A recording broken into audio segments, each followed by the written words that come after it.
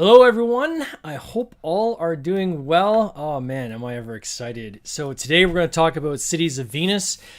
I appreciate everyone's patience with this launch. It's been a bit of a roller coaster, a good roller coaster. There's been a lot of changes along the way, improvements we've added to the game, things that, quite frankly, we added after the campaign was done. So we end up just eating the cost on those. We've been going through it, and now we're at the point where on our last update we had mentioned that we needed a production sample or a print proof from our manufacturer to make sure everything is okay before we signed off, and then go into production. So that's the point we're at right now. I just received it today. We're gonna go through it together live. I know there's some things in here that are different than what we're going to get in the final game that we've already talked offline with the manufacturer about. But I'm optimistic that we're pulling the trigger after we look at this box opening. Welcome everybody joining us. Wow, we got a lot of people jumping in. Welcome, welcome, welcome. We're about to do a live box opening of the print proof for Cities of Venus. This is a game that we launched on Kickstarter last year. It's our highest funded game thus far. We're super pumped about it. It's part of a franchise that we've created. So after this game, we're already getting ready to launch the sequel this fall. A standalone sequel. Same theme, but completely different mechanics and in different gameplay. And we're going to continue to do that each year. So we even have, with Kevin Levy, we're working on the third installment right now. And I'll be sharing that. If you haven't joined it yet, go to the Cities of Venus Facebook page and join it. You can get a lot of the updates there.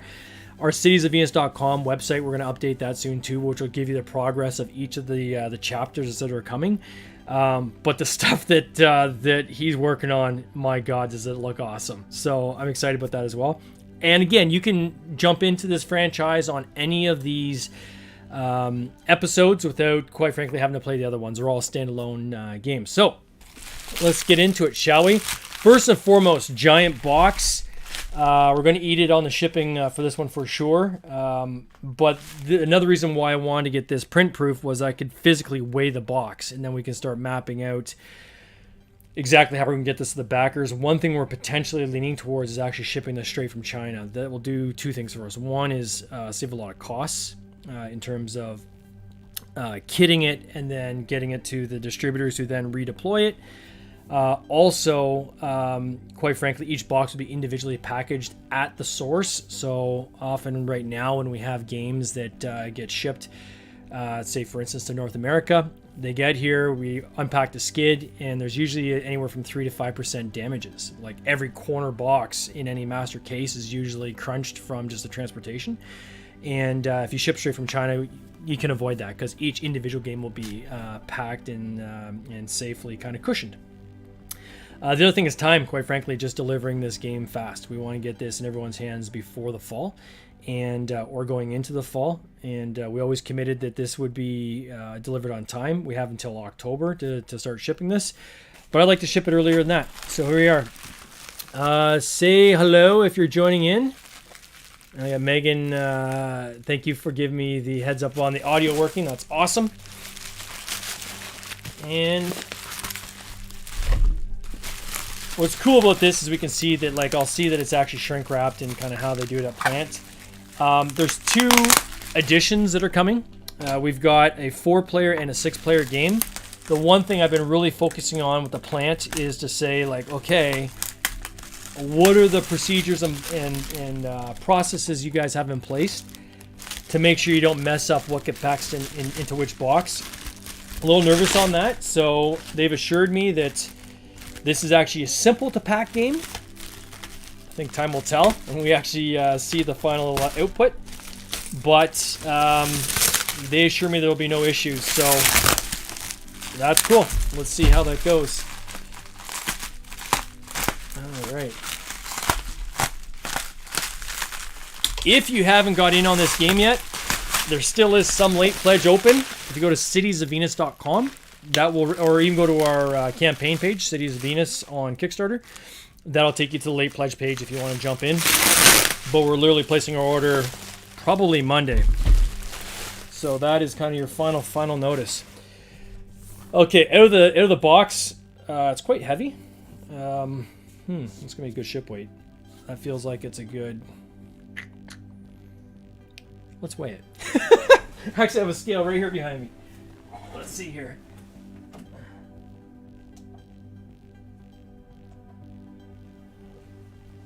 Let's see what your guesses are. Woo!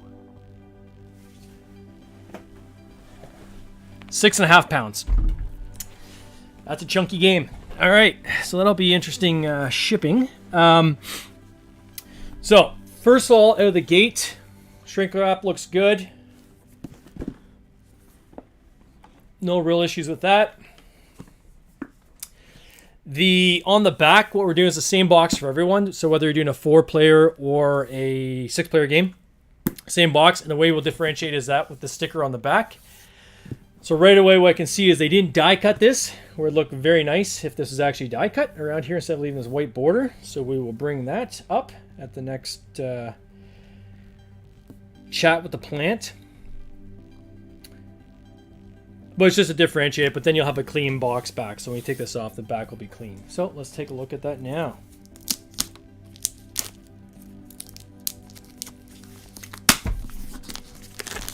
I always get excited, but nervous at the same time when I do these. So one thing they mentioned to me when they sent me the pictures, I'm like, guys, this does not look like it's linen finish. This has to be linen finish. Because if it's not, I'm going to show you why that's going to be a problem. So, I don't know if you can see with this camera. Oh, you can't really see it on camera. Oh, a little bit there. See how there's like these little kind of like, get the right lighting, like up here. You'll see like ever so slight lines, and there we are. See the lines here? So if it was linen finish, you're not going to see those. It'll just have better wear and tear if it's linen finish. So this box has to be linen finish. I'm kind of the mind to say, hey guys, you should have linen finished it. Too bad. Like, send me another sample. But again, I don't want to cook another 6 weeks waiting for a sample. So we might have to take a leap of faith there. The title plate is lined up nicely. This is spot UV, so there's some texture there, which is really cool. This is actually metal. This is metallic. This planet here, the Venus, which looks awesome. The reason we did metal, and again we had to eat the extra cost on that, is warping. I didn't want this piece kind of, which will probably take the most abuse, warping throughout the process. I would say it's fairly thick. I'm surprised it's as thick as it is. They could probably make that half as thick, so I'll check into them on that, why it's so thick. Not that anyone's going to complain about it being extra chunky, but again, that's extra weight, right? We've got the spot UV finish on the edges with the logo. Over here as well. Yeah, so you can see right here, linen finish, you wouldn't see that right there. And that's just basically fingerprints on the box because it's a matte finish. On the front, spot UV. Side, spot UV. And what I'm really excited about is on this side, when you place it like this on a shelf, Chronicle 1. And then each game, successive game, will be in a similar type box. We'll change, obviously, the title plate on the front. And this one says Lost Contact. The next one will say Survivors. But the next one, you'll go on shelf beside, it'll say Chronicle 2. So you can actually get the series if you want to get the series of games. The little offshoot games that we're doing. So we have coming this summer is Time Splicers, which is the event that happened that caused us to lose contact with Earth in the first place. That's a smaller box game. It's kind of like almost like a side quest or side story. So those ones will have a chronicle on them as well, but instead of 1, 2, 3, 4, it'll be alpha, beta, theta. So we'll go with the Greek letters. So this is nice. Okay. So we're going to open it up. So I think I'm going to switch my camera here. There we are. Okay. So you'll see there's like this little, as we open this, maybe I'll do it like this. I'll try to go in the center because I know there's some people on TikTok. Maybe I'll get my mug shot out of the way there too. There we go. Okay. So when this opens up, it opens up like this, kind of like this gift box look. And then there's this tab right here that you lift up. and it opens up. And if I can sink this down a little bit, you see it? See if I can get back. There we are. There's graphics in this little panel that come up. You see those graphics, which again looks really, really cool. All right, so in the box we have the new neoprene mat. This mat, we've updated the artwork on it. So now we've got like a spot here for like the actual logo for the Innovation Station cards, so you know which cards go where, the spots for the innovations, and then you have your market along here. And with your discard at the end. And that turned out really, really nice. So that's in every game. The mini player boards, again, should be linen finished. They're not. So this is a little irk I have with the manufacturer, but these turned out really well. And those little slots are where the little meeples fit in, little V-knots. So those turned out nice. 6 of these in a 6-player game. And again, just wear and tear. If those were linen finished, they'll just be a little more rugged. We have our player boards, which again need to be linen finished. Super thick, which is obviously where the weight of this game is coming from. It's funny when they first were like, oh yeah, they're linen finished. I'm like, I see the picture of the back that is almost like a mirror. I'm like, that is not linen finished. But, I mean, they look gorgeous even as they are right now. But with linen finish, they'll look just a little bit better. And again, they'll have a little more ability to do wear and tear. So there's 6 of those in the box. 2, 3, 4, 5, 6. So that's a lot of player boards. This will not go in the box, but this just shows the other sticker that will go on for a 4-player game. So if it's 1 to 6, it's like a silver gray color. If it's 1 to 4, it'll be white. Again, this is just for the manufacturing team to be able to... oh, I crunched up the logo. Darn, I'll have to straighten that out. The other team, just so that at the plant, make it easier for them to distinguish which box is which, again, when we're shipping. So put that over there. The foil cards, which some people added as an add-on. This doesn't come in the game. These are things you have to add. So this is a little add-on. There was, I believe we had 3. And we did this as when we added the box, which was, again, something we kind of ate the cost on. We reached out to people and said, hey, we're going to do these cards. This can help us basically pay for the box if you want to do those. You don't have to. But if you do, that'd be awesome. These are linen finish. And again, you can see how they slide into the player board. So they just slide right in.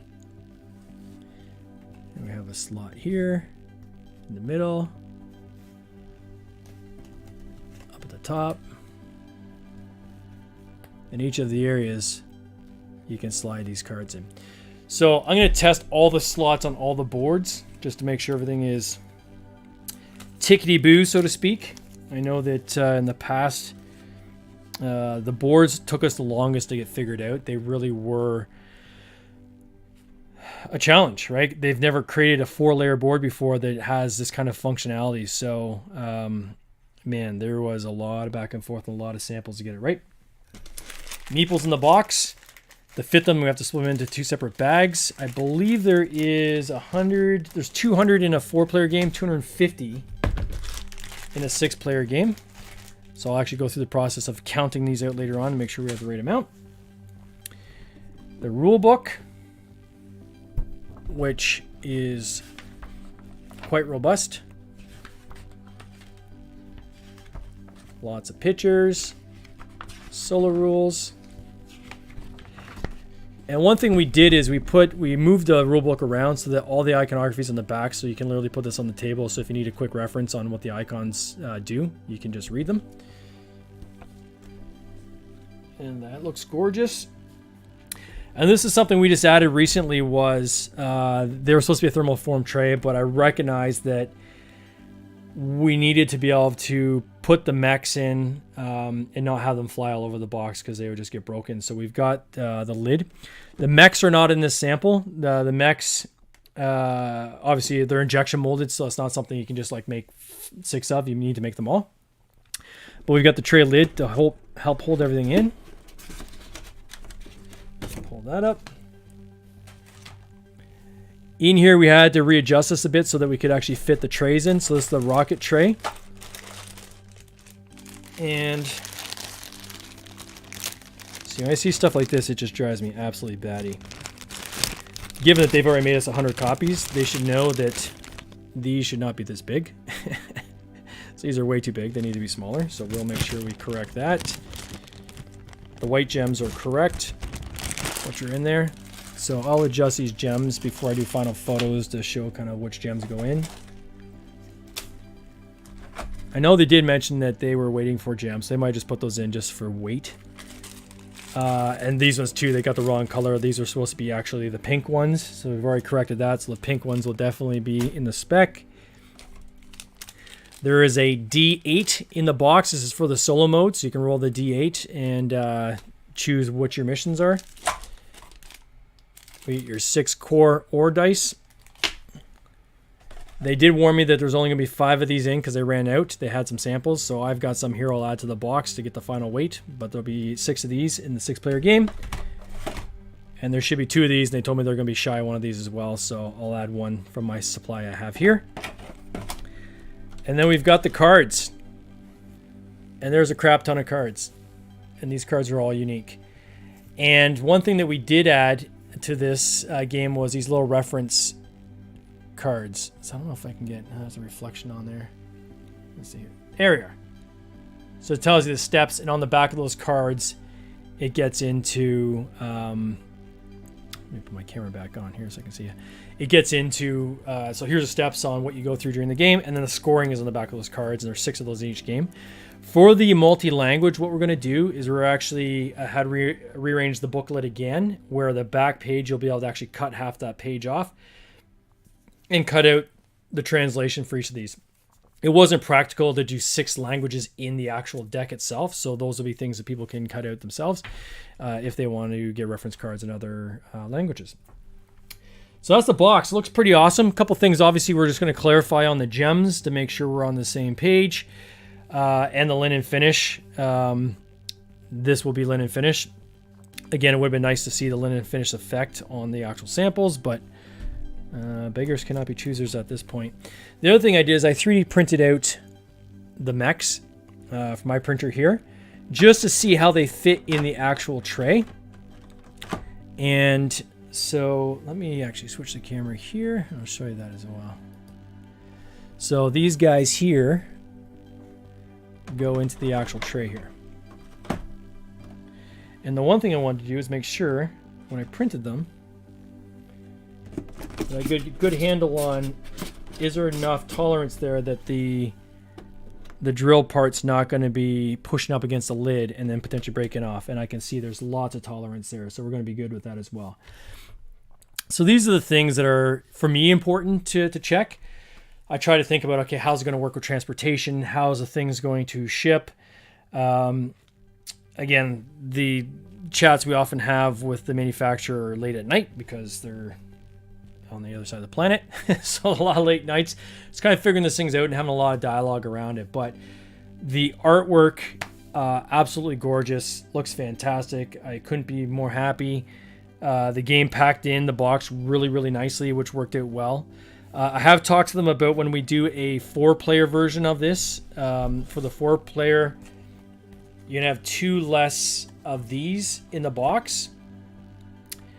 Which, again, that's like a 1/2 inch, maybe 3/4 of an inch space that's going to create. So how do we fill that space up? There's a couple ways to do that. One is we literally put a piece of cardboard or foam in there to act as a spacer. The other thing, quite frankly, we could do is where this is laying flat on the 6-player game, we could potentially roll these up and put these in as a roll across the thing, and that could take up that extra space as well. So there's different options we have on filling in that space, so we'll make sure we figure that out. But I am comfortable at this point of give them the deposit and start working on production. The longest lead time in the production, quite frankly, is going to be the paper pieces and the box. So I think I might even do, just for insurances, I'll probably... My gut tells me I should break it up, because usually you have to pay 50% down, 50% on delivery. Maybe I say, you know what, guys, I'll give you a quarter down, do the boxes first, and send me a sample once the production's done, so I have confidence that this is in fact linen finished and you're not going to forget it again. I might do something along that line, just again, because I hate having the same conversation over and over and over again, and things getting missed. So it just shakes your confidence a little bit. But I think I'm pretty happy with where we landed, and I think we are good to go. So that is the update, guys. I think that was worth the wait. Oh, and when you take off the shrink wrap, before where we had kind of over here, the 1 to 6 player count, what's in the box, now you just have the floating space station, which I thought just aesthetically looked way better. So there we are. I'm excited. I'm pumped. It's a beefy box. So let me know your thoughts, guys. If you guys have any questions, concerns, shoot me a note. Love to talk about it. I'm going to type all this up into a nice update that we'll send out to all of our backers. And for those who are following some of the other games, the Time Splicers will be shipping probably this summer. For those who bought it on its own, if it's part of your pledge, it'll ship with your pledge. We also have Garden Gecko's campaign, which we recently finished. That artwork is ready to go. The only thing I'm trying to determine is what I put on the inside of the abstract box. For those who are following that campaign, we ended up doing 2 different box designs. One's a cartoon box, one's an abstract box. And we like to do the inside lid printing. So I'm trying to think, okay, what do I do on the inside of the abstract? Because the cartoon gecko doesn't really fit that. So I've kind of figure out what that looks like.